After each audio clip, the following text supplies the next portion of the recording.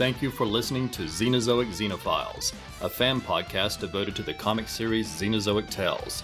It's a post-apocalyptic adventure series filled with Cadillacs and dinosaurs, from creator, writer, and artist Mark Schultz. I'm Darren. And I'm Ruth. And this is a fan podcast. We're not affiliated with Mark Schultz, and the opinions expressed are just ours.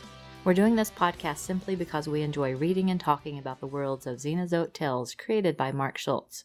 In this episode, we'll be covering Xenozoic Tales Issue 2 from May 1987, which features 3 stories by Mark Schultz. And we'll also be announcing the details of a contest, so stick around for that. In addition, we'll be covering the original Xenozoic short story published in Rattle No. 8 in 1986. Of course, I'm sure that some of you are probably wondering why we didn't cover that story in our first episode. While that story was published first, it wasn't actually set first because Hannah had already arrived at the City in the Sea, and she and Jack already know each other. It was sort of a preview to promote the series, but wasn't the first story in the sequence chronologically. When it is included in the various trade paperback reprints, the story is generally included between the first and second stories from Issue 2, because the first story from Issue 2 picks up right where Issue 1 left off, and the second and third stories from Issue 2 are a two-parter. So that original Xenozoic story fits perfectly in the middle of Issue 2, and that's where we'll be covering it in this episode. And later in the episode, we'll share some of the great comments and feedback we've received since last time. We explained a little about our title last time, but we'll quickly mention that again here for any new listeners. Of course, Xenozoic is part of the title of the comic. Xeno is defined as something that is strange, different, or foreign, while Zoic refers to a geological period of time. So Xenozoic basically means strange era or strange age. And xenophile is someone who is interested in foreign lands and foreign cultures. That word describes us because we're definitely interested in the foreign lands and cultures described in Xenozoic Tales. Of course, many of you might be more familiar with the series under the title Cadillacs and Dinosaurs, as it has occasionally been called. The original series, created, written, and primarily illustrated by Mark Schultz, started with the backup story we just mentioned, found in the pages of the anthology comic Rattle No. 8 in 1986, and then ran under the title Xenozoic Tales for 14 issues from 1987 to 1996. All of those issues were published in black and white by Kitchen Sink Press. In 1990 and 91, Marvel's Epic Comics reprinted the first 6 issues of the black and white series in color using the title Cadillacs and Dinosaurs.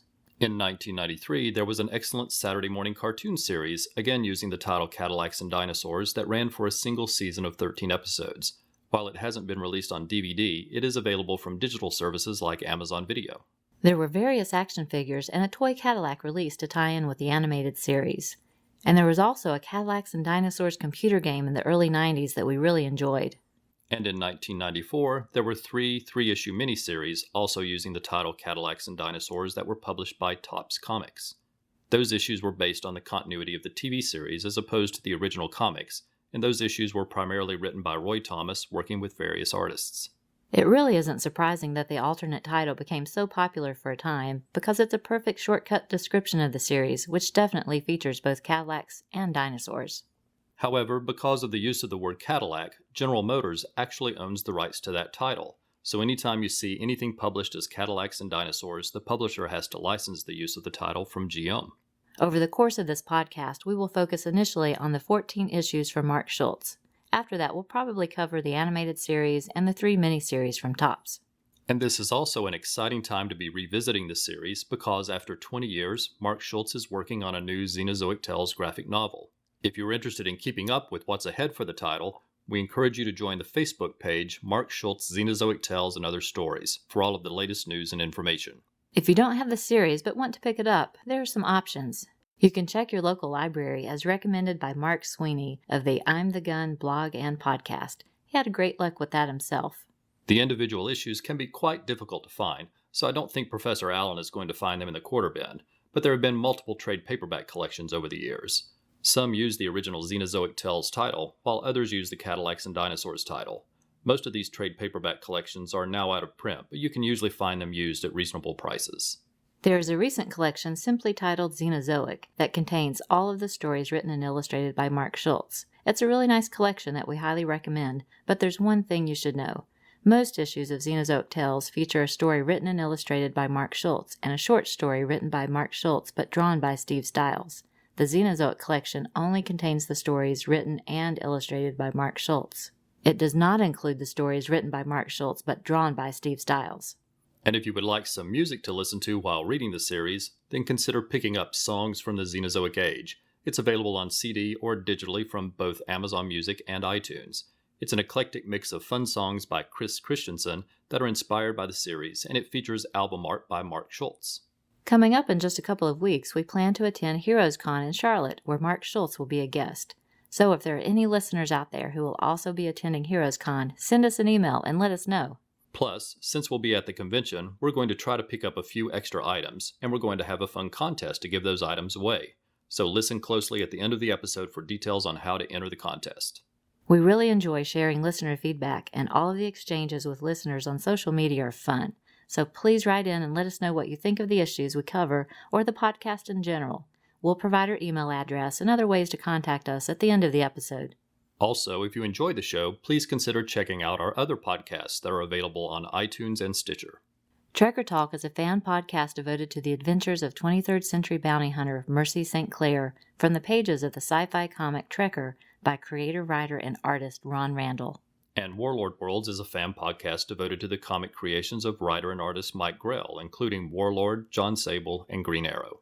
Ron Randall, Mike Grell, and Mark Schultz are our 3 favorite comic creators. Their stories are filled with adventure and interesting characters, and their art is always vibrant and dynamic. We'll include links to those other podcasts in our show notes, but for now, let's dig into this month's issue.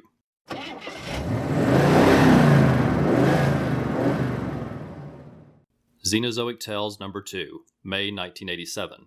Editor, Dave Schreiner. Letters, Denise Prowl. Publisher, Dennis Kitchen.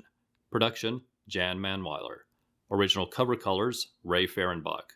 Reprint edition, cover colors, also by Ray Fehrenbach. Interior colors by Randall Burnt, Ray Fehrenbach, and Denise Prowl. It's the early 26th century. The world has undergone great geological upheavals, creating global catastrophes. Few people survived. Those that did found themselves living in isolated tribes in a very different world and a strange ecosystem. It's a new age known as the Xenozoic era. The cover to the original black and white edition features a scene of Jack and Hannah in a blue Cadillac racing from a storm, as slithers rush past them as they also run from the storm. The cover for the color reprint edition features a scene of a mammoth charging toward Hannah as Jack leaps from a tree toward the mammoth. Both covers look great, and both are related to stories in the issue. Rogue, written and penciled by Mark Schultz, inks by Steve Stiles. Our story picks up where the previous issue left off as the convoy arrives at the Calhoun mines. Jack's friend Mustafa Cairo has been waiting impatiently for his arrival. Mustafa is an engineer, and he finished working on the smelter a month ago and has been stuck at the mines waiting for a return ride. As they walk to the director's hut, Mustafa tells Jack to be ready for a request to help with a nasty problem. Jack reports in to Director Wister, telling him he only made it with 9 men, 1 short due to an accident. Wister is being his typically spineless self as he tries unsuccessfully to bring up a topic. Finally, his assistant, Strunk, speaks up and tells Jack they are dealing with a rogue Shivet, what we call a T-Rex. It's a man-eater and has already killed 2 men who strayed too far from the shelters. They want Jack to hunt it and kill it. Jack doubts the story. The mine has been in operation for years with no previous problems, plus he knows there are parts of a Shivet carcass that would bring in lots of money on the black market. Jack suspects someone took a shot at the Shivet and angered it, and that's the real reason it's been hanging around the mines. Strunk takes offense and begins touting the mine's success rate, and Jack turns and walks away. Outside, he enlists Hannah Dundee, who came along on the convoy as an observer, to use her tracking skills to find the Shivet. After a brief introduction to Mustafa, the 3 set off into the wilderness. After finding signs of the Shivet's trail, they return with a group of miners to dig a large trap and cover it with brush. They are all looking off into the distance where they expect the Shivet to come from, when Hannah realizes the Shivet has circled around behind them and it begins to charge. Hannah and Jack raise their guns. They each fire 1 round, and then another, but the Shivet continues to charge, getting closer every second. Then Jack's gun jams, and while he tries to clear the jam, Hannah stays focused, firing a 3rd, 4th, 5th, and 6th shot. The Shivet stumbles and crashes to the ground directly in front of our 2 heroes. Jack examines the dead carcass and sees a bullet is lodged in the Shivet's eye, blinding it, irritating it, driving it crazy. The bullet is from a Weatherby 460, a very rare gun, and Jack suspects where he will find it. Jack barges into Wister's office and finds Strunk with the Weatherby just as he suspected. Strunk begins to panic. He knows what Jack is like and assumes he will kill him. Instead, Jack says he will take the Weatherby in exchange for Strunk's freedom, and then he even tells Strunk he had better run and collect the choice parts from the Shivit carcass before the vultures get to it.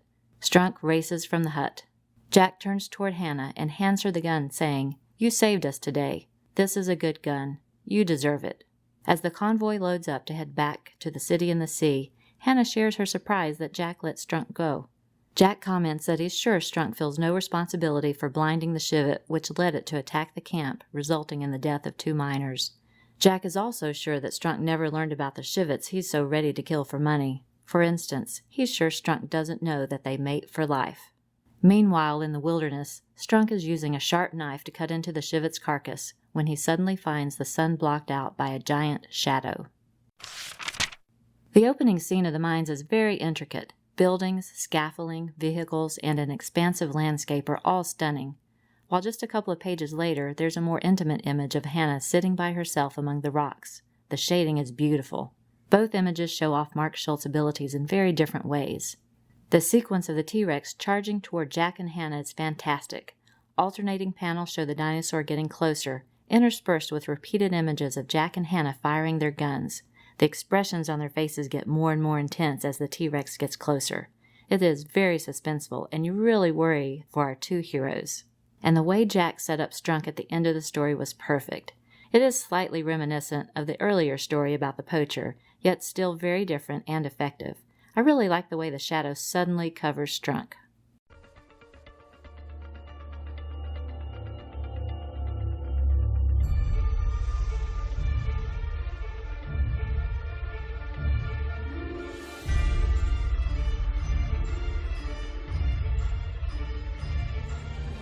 Hello listeners, I am Dr. G, the man of nerdology.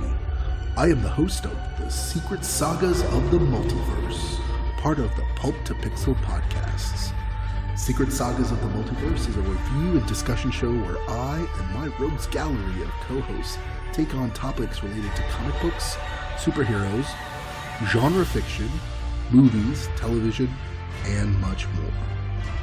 We look at comics and comic characters across the many different media out there, from original print source material to the recent renaissance of television, movies, and digital media. If you love geek culture as much as we do, then tune in to our semi-weekly podcast series. Episodes of this and other Pulp to Pixel podcasts can be found at pulptopixel.blogspot.com, the Pulp to Pixel podcast Facebook page, through iTunes or through Stitcher under the Pulp to Pixel podcasts.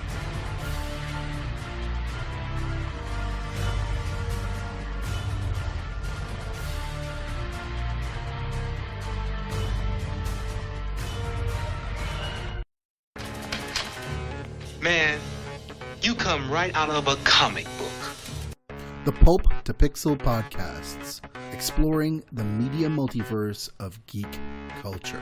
He meddled in things potentially Xenozoic, written and illustrated by Mark Schultz. Jack is leading Hannah and a search party deep into the swamps. They are looking for Fessenden Station. Fessenden was the leader of a group of scientists that Jack led into the swamp 2 years earlier. Fessenden and the scientists believed they could find the secret to creating stronger and healthier plants by studying the swamp. Initially, the scientists maintained regular communication with the city and the sea, but now it has been 6 months since anyone has heard from them. The search party is finding it difficult to make their way through the dark and humid swamp. It feels as though it's suffocating them.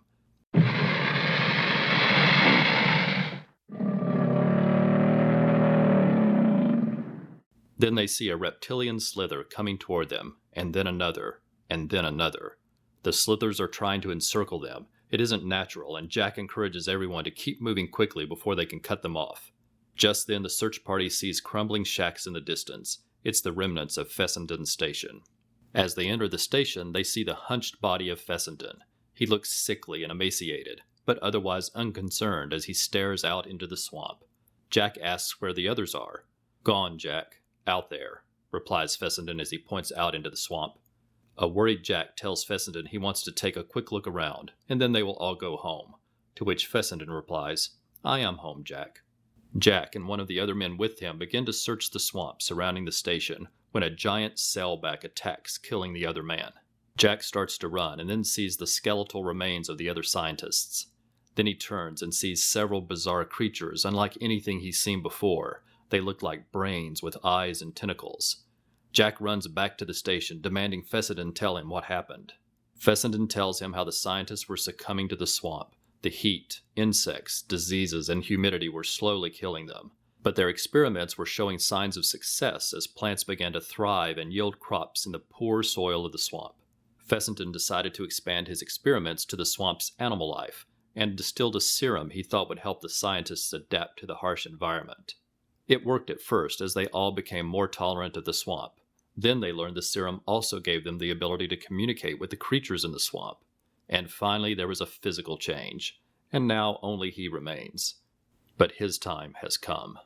As Fessenden begins to claw at his face, his eyes drop from their sockets, and his brain appears to ooze from his skull and slides down into the swampy waters to join the other scientists. Jack sets fire to the station and all of the scientists' papers and notes, burning everything to the ground as the search party heads back to the city. The images of the swamp are intimidating.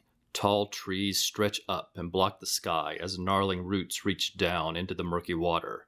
The sequence of the various reptile-like dinosaurs beginning to surround our heroes is frightening and creates a real feeling of panic. The hazards of walking through it are well illustrated. You can even sense the heat and humidity from the sweat on the characters' faces, and the panel filled with mosquitoes made me itch. Meanwhile, the brain-like creatures that the scientists have morphed into look really creepy. You want to turn the page as quickly as possible to avoid looking at them. Yuck.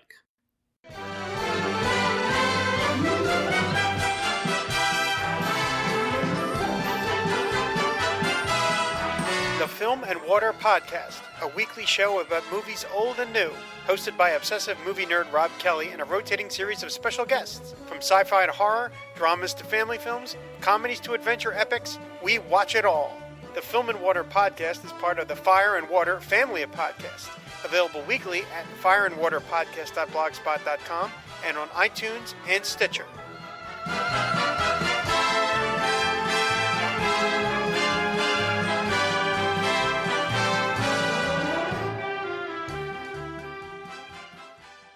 Mammoth Pitfall, written and illustrated by Mark Schultz. West of the city and the sea, Jack is helping Hannah set a trap for a mammoth. Hannah wants to conduct a scientific experiment to see if the giant animals can be tamed because they would be able to carry 5 times as much as any overland vehicles. Jack has serious doubts, but he's willing to help out with her experiment. They've set up a wall of logs above the entrance to a box canyon that a mammoth frequents. The next time it enters the canyon, Hannah will shoot the trigger from a safe perch high in the rocks, releasing the wall of logs and trapping the mammoth. As they watch the mammoth enter the canyon, neither of them notice that someone else is watching the two of them from an even higher perch in the rocks.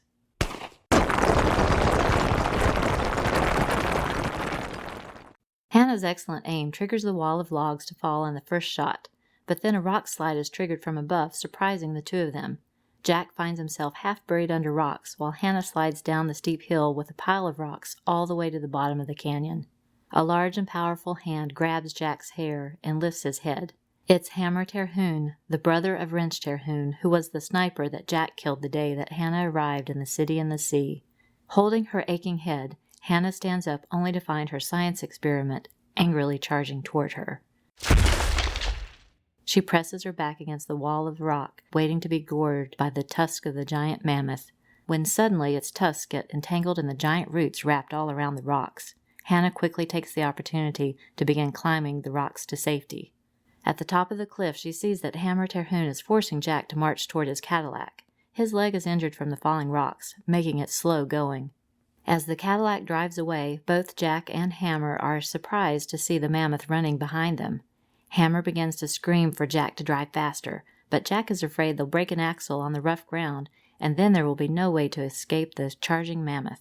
Hammer presses his gun to Jack's temple. He's going to shoot him and then drive himself. He's sure he can drive faster and outrun the mammoth. Just then a gunshot does ring out, but it isn't Hammer's gun. It's Hannah's gun. and Hammer slumps forward with a bullet hole in his head. She managed to hide in the back of the car as Jack and Hammer drove off. As the story ends, the Cadillac is still being pursued by the mammoth that is clearly still chasing after Hannah. Mammoth Pitfall is a great little story. It reminds the reader that Hannah is a scientist, and while her plan doesn't seem reasonable to Jack, it illustrates that Jack has already started to respect her since he's willing to help out. I appreciated the appearance of Hammer Terhune. It did a nice job of reaching back to that earlier story when we were told that Jack was familiar with the Terhune family, and now we see another member of that family. I also especially like the last panel on the second page of this story. It is laid out from a viewpoint behind Hammer above the canyon, so the reader gets to see the situation at a glance. I also like the way the mammoth is drawn. It looks great throughout the story. Although I've never seen one in real life, I'm convinced that it would look and move just like the illustrations here. The sequence of Hannah preparing herself to be gored by the mammoth is very well done. At first you see the fear in her face, and then she squints her eyes together to avoid seeing the inevitable.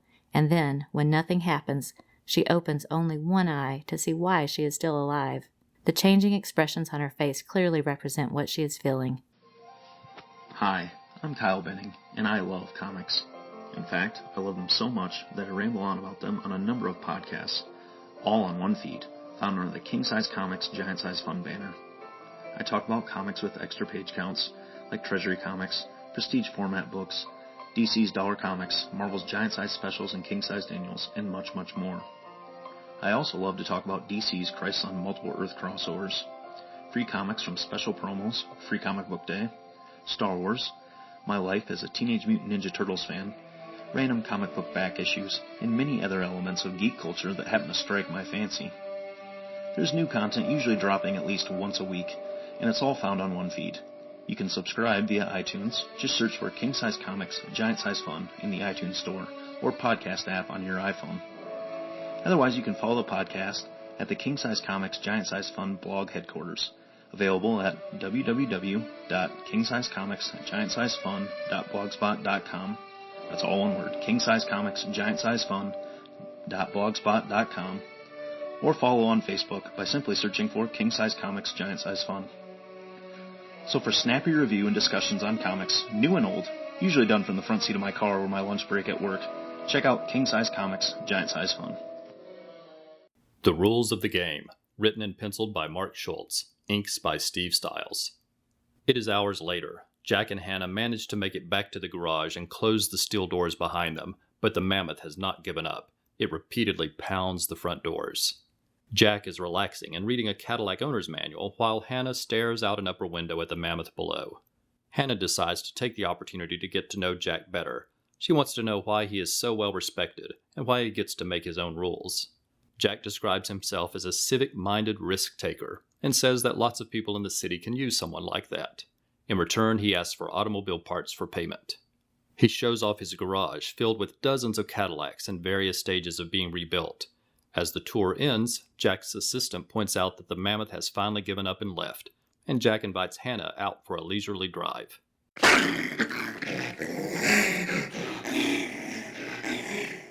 They drive past a herd of Macs, what we would call Triceratops, and turn to stay clear of them. Then they see a flock of vultures in the distance. They go to investigate and discover the mammoth. While returning to its home, it apparently had a run-in with the herd of Macs and didn't survive. Both are shocked and saddened at the turn of events.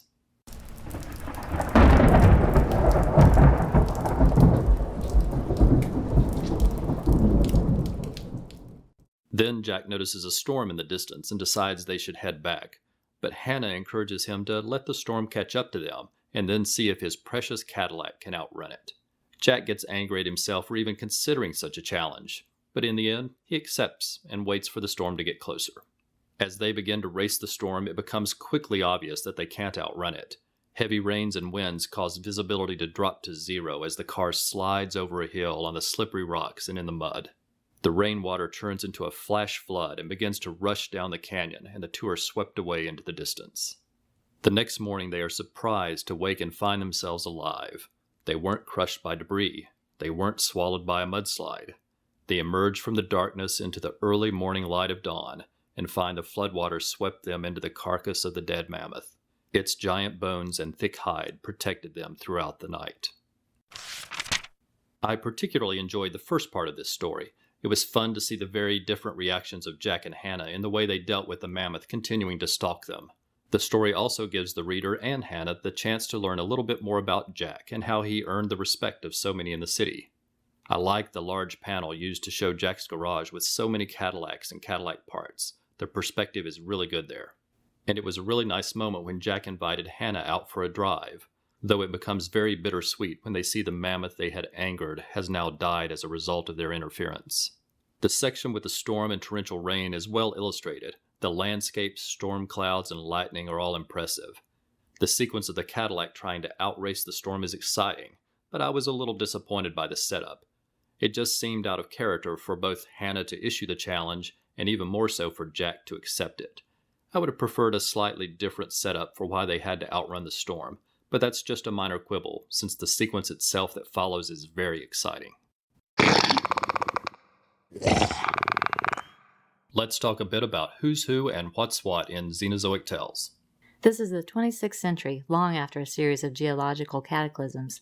What is known as the City in the Sea in these stories is the island of Manhattan that is now partially submerged in the ocean, while the city of Wassoon was Washington, D.C. Jack Tenrek is an old-blood mechanic, one of the few people who have learned how to repair the many machines left over from the distant past. While he can be gruff at times, he is more respected by residents than the governors who run the city. Hannah Dundee is a scientist and ambassador from Wassoon who has come to the City in the Sea in the hopes of building cooperation between the two cities. And we get to meet Mustafa Cairo in this issue. He's an engineer and one of Jack's best friends.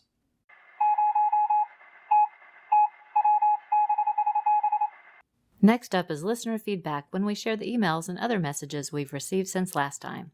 Thanks to everyone for all of the great comments. They add so much to the show. You've really helped get this new podcast off to a terrific start. So a big thank you to everyone who took the time to write in or to get in touch through social media. First, we must recognize Brian Mulvey. We have started 3 different podcasts, and in each case, the first person to email us at all 3 of the email addresses for those podcasts was Brian Mulvey. That's amazing, and we sincerely thank you, Brian. When we pointed that out to him, he referred to it as a hat trick. Thankfully, he explained that was a hockey reference, and we appreciate that education, Brian, because otherwise we would have assumed a hat trick was something a magician did. In that first message from Brian, he said, I tuned, I listened, I loved Xenozoic Xenophiles. I really thought the music was perfect, as well as the sound effects. It's an outstanding podcast on reptiles and muscle cars. Brian added, I was just reading Al Williamson's introduction to the Cadillacs and Dinosaurs kitchen sink book. High praise indeed. He compared Schultz to Raymond Foster, no less. Also Frazetta and Wally Wood. His characters remind me of some of Frazetta's Johnny Comet art. We received kind praise from Ed Moore of Till Productions. He called the podcast an awesome Sutherland production. Those folks do it right. Give them a listen. You owe it to yourself. He added, I haven't read these in years. Time to dust them off so I can follow along. The first episode was groovy. Joe Crawford of For the Non-Discerning Reader blog called our first episode another smash hit by the creators of Trekker Talk and Warlord Worlds. Robert Wolfman Bratcher wrote in saying, I'll be seeing Mark in a few weeks. I have all his works, and I've known him for years. He even allowed me to do a similar comic to Xenozoic Tales. Only got some preliminary art done, but I loved the concept. And then Robert shared some of the art he had done with us. It includes Cadillacs and dinosaurs and some amazing art. It all looked outstanding. He even had a character that was a tribute to Mark Schultz that he called Schultzy. Wow, Robert, it was all amazing, and I know we'd all like to see that get published someday. We were happy to learn that Larry Looper, aka The Question on Twitter at VicSage2005, knows the language of the Xenozoic era. We could tell because his first comment to us was, Quahoon! I'm looking forward to listening to the upcoming Xenozoic Xenophiles podcast. We'll translate here for those who may be a little rusty. Quahoon is an exclamation that expresses excitement and surprise. Thanks, Larry. Eric Mannix, aka the King of Olympia or the Bobby Krogan, got in touch with us to let us know that Xenozoic Tales was covered on episode 30 of the podcast Out of the Fridge. He's a co-host for that show, and we listened and certainly enjoyed the episode, and encourage everyone to give it a try. We'll put a link to it in our show notes. Karen Williams of Between the Pages wrote, I haven't read Xenozoic Tales in years. I remember it having gorgeous artwork and very good writing. Jeff Nettleton wrote, saying, I just finished listening to the new podcast, just as great as Trekker Talk and Warlord Worlds. As always, I can recall the issues from my brain based on your detailed synopses. I came to Xenozoic Tales kind of late. All through college I kept hearing about Cadillacs and dinosaurs. I got hold of one or two of the Epic Color reprints, though not the beginning. Then finally I came across one of the kitchen sinks book collections. I had seen the comparisons between Mark Schultz's work and Frank Frazetta's Thunda and could see what people meant, as well as comparisons to Al Williamson. Schultz's art was just amazing, with the clarity and detail and the exciting scenes. He also developed some complex characters, which quickly made it a favorite. I was already a sucker for post-apocalyptic futures where people were trying to reclaim the past, like the cartoon series Thundar, the animated Planet of the Apes, and the films and TV series to a lesser extent. I also loved Gold Key's Turok, with its more modern man facing dinosaurs. This had all of that. I checked out the animated series when it debuted and thought it was fantastic. Nelvana, the animation company, really went to town on it, and it looked great. The stories were good, too. They had to rein it in a bit since it was network TV, but not drastically so. I was happy to see that the characterizations were intact. Jeff has so much knowledge about comics, and we always like hearing from him. We learn so much. We'll end this section with the great comments we got through our first 2 iTunes reviews. The first is titled, The Best Podcast This Side of Trekker Talk or Warlord Worlds, and it's from Seiya Masinko. Darren and Ruth have done it again. With this show, their terrific trilogy of perfection is complete. If you love good art, good stories, and good podcasts, this is the place to be. Even if this genre isn't quite your thing, it's possible these hosts will make you a fan. Trust me, this is not to be missed. Thank you so much. That all means so much to us. And Professor Allen of the Relatively Geeky Podcast Network says, Excellent. I did not read this comic book when it was coming out, but that doesn't matter. Ruth and Darren bring their stories to life in a great way, and this is another excellent podcast from a terrific podcasting team. Thank you, Professor Allen.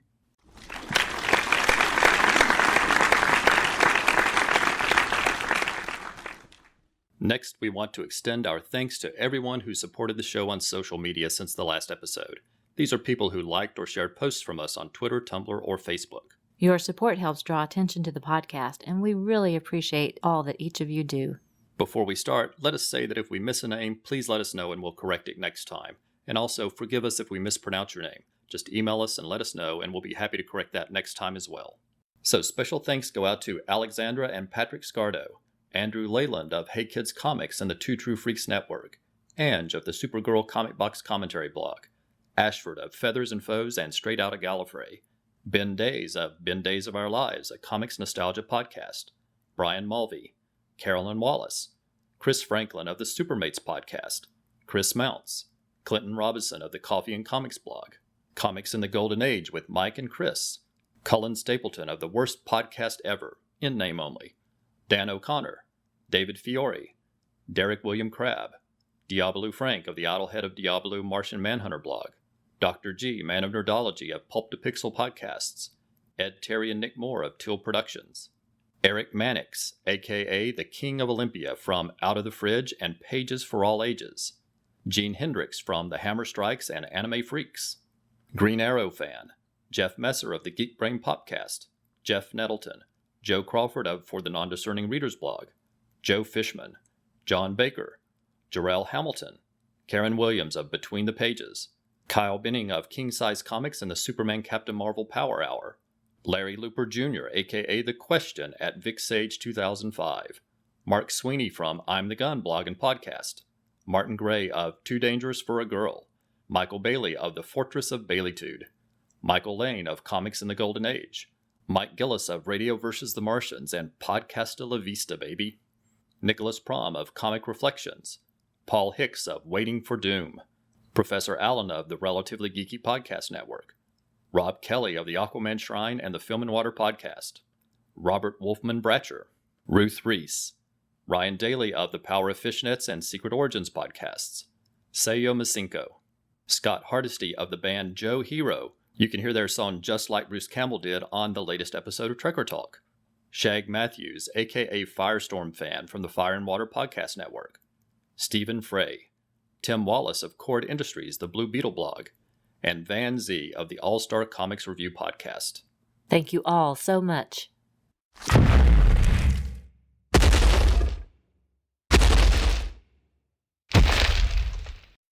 Before we go, we want to provide our contact information.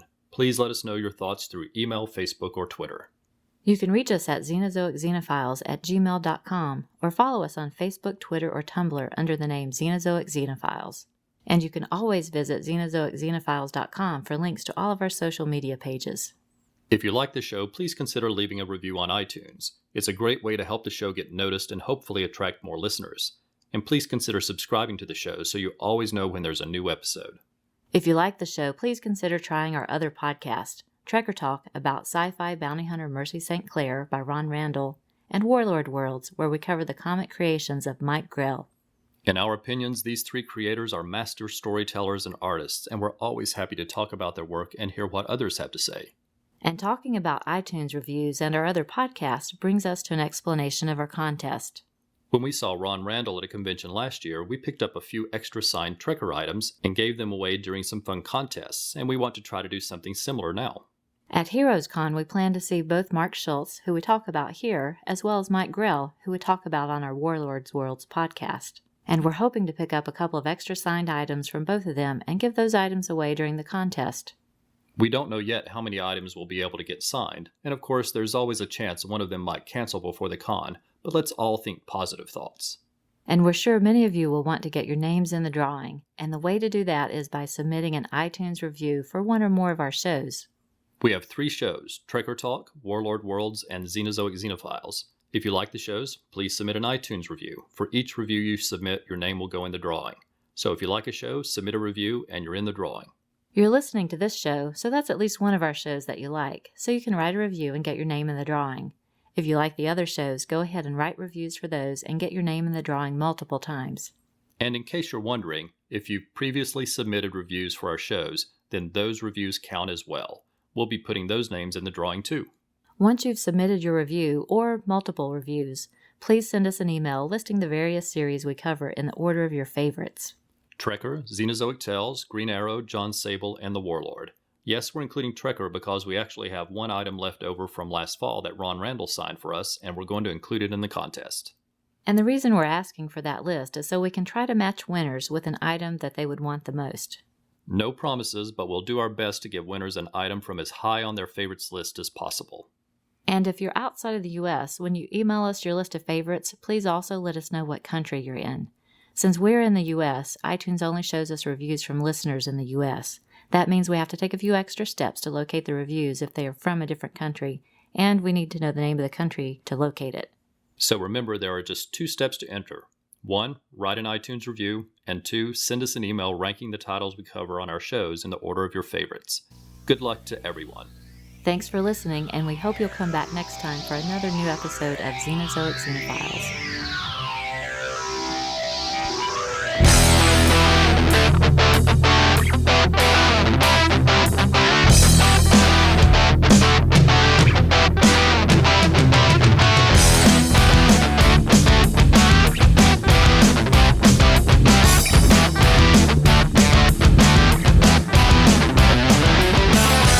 Xenozoic Xenophiles is not affiliated with Mark Schultz or the various companies that have published the series. The views expressed on the show are solely ours. Music is taken from the album Movie Tunes, Background Music, Songs and Loops, Volume 2. Sound effects are taken from the albums Dinosaur Sound Effects, Amazing Sound Effects of Monsters and Dinosaurs, and Weapons Sound Effects. We make no money from this podcast, and no copyright infringement is intended.